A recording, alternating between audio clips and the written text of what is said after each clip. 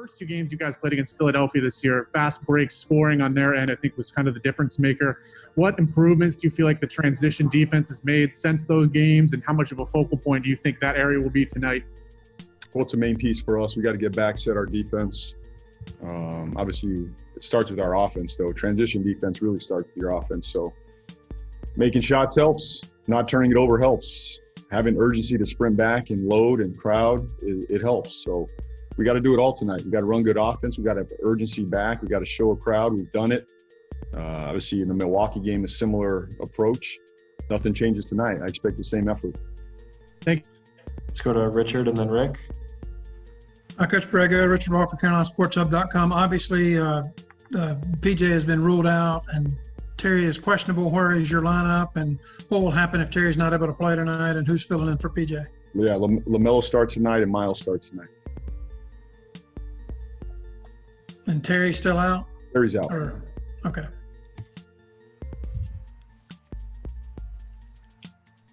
Rick?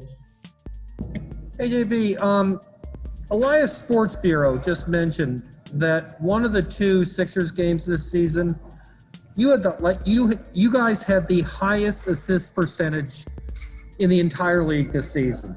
It was like 83%. I'm curious, you've got to be thrilled that these guys are so willing to share the ball.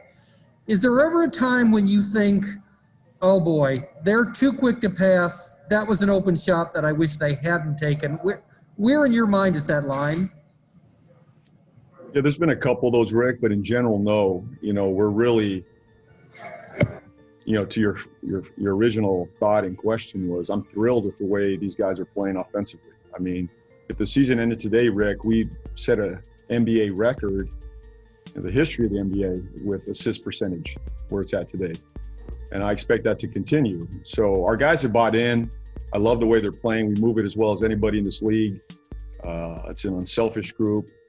I think there's a few, Rick, where we leave on the table where they're trying to maybe make an extra one, and there was probably more of an open one there. But that's going to happen. You know, I can live with a few of those. But in general, they're trying to play the right way, make the right reads. A lot of those decisions are going to come at the rim tonight. You know, when we get to the rim,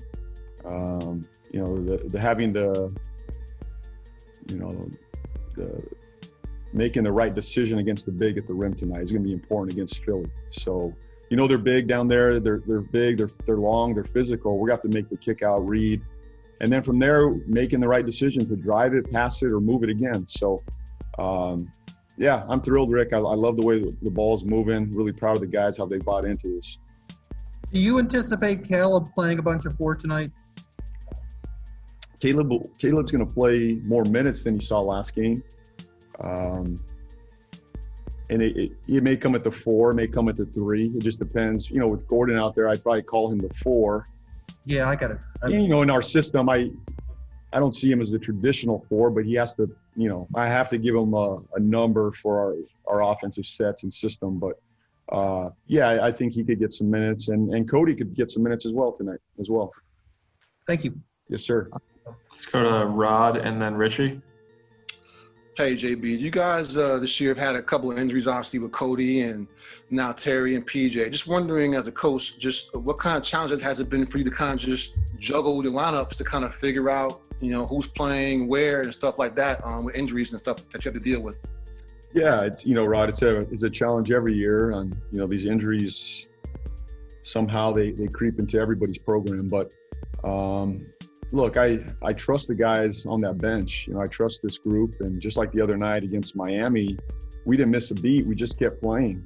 I expect the same thing tonight. Just, different rotation, somebody else's opportunity. And I expect those guys to make the most of it. And I trust the Martin twins to enter the rotation. Obviously, you guys know I trust Biz if he has to enter the lineup tonight.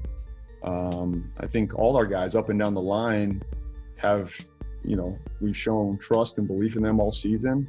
Tonight's a great, opportunity for all of them. So it's a challenge, Rod, any season, but especially a season like this. So,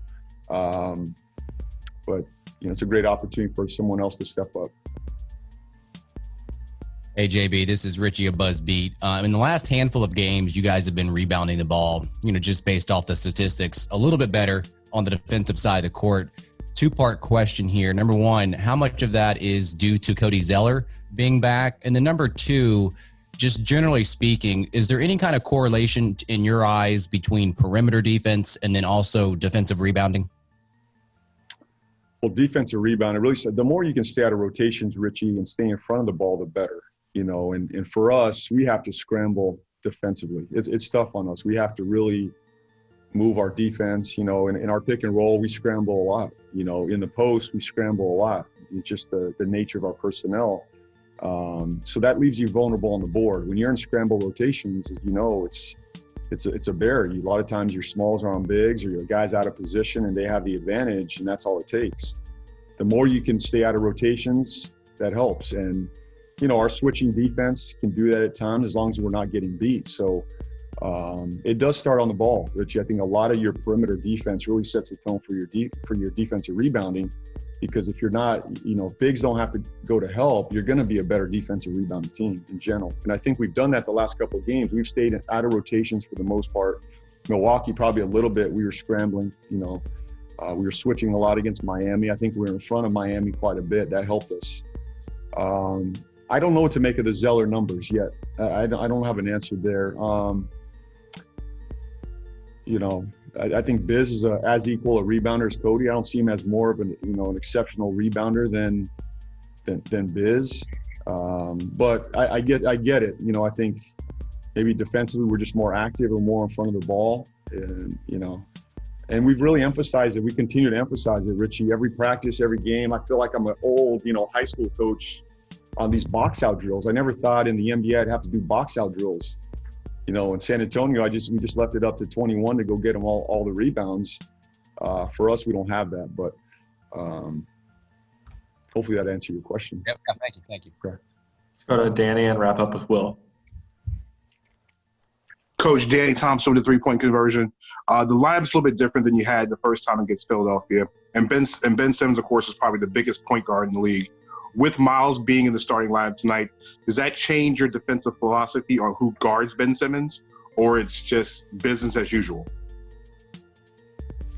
We're going to have different matchups on him for sure. I'm not going to give the assignments right now, but a number of guys will guard Simmons tonight. It could be Gordon for a bit.